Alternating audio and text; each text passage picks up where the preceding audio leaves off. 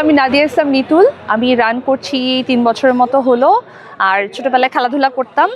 আর আমি প্রথম আলোতে আছি কন্টেন্ট ক্রিয়েটর হিসেবে, এবং আমি অ্যাকচুয়ালি আরজে ছিলাম। 13 বছর আমি রেডিওতে কাজ করেছি, এবং রানিং করার অন্যতম কারণ এটা, কারণ রান করতে গিয়ে আসলে আমার রানারদের সম্পর্কে জানা, তাদের ইন্টারভিউ নেওয়া।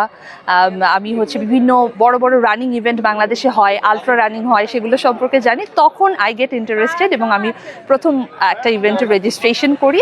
তার আগে আমি উইমেন্স রান করেছি, কিন্তু আমার কাছে মনে হয় এই রানটা অনেক অনেক অ্যামেজিং। কারণ আমি যখন রেডিওতে কাজ করতাম, মানুষের সাথে কথা বলে, আজকে আমার ইন্টারভিউ হচ্ছে, আমারই মজা লাগছে, কারণ আমি আগে মানুষের ইন্টারভিউ আমি নিতাম।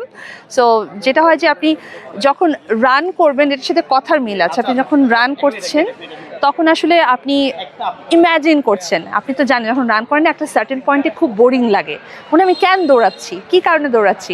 তখন আপনার একটা পজিটিভ পয়েন্ট লাগে, তখন মনে হয় যে আমি এরকম একটা সুন্দর মেডেল পাবো, আশপাশে তো সুন্দর একটা এনভায়রনমেন্ট দেখতে পাবো, আমার সাথে যারা রান করবে তারা হাই দিবে।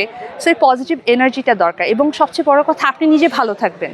এবং রিসেন্ট স্টাডিও কিন্তু বলে যে যারা নিয়মিত শরীরচর্চা করে, যারা রানিং করে, তাদের দীর্ঘায়ু তারা বেশি হয়।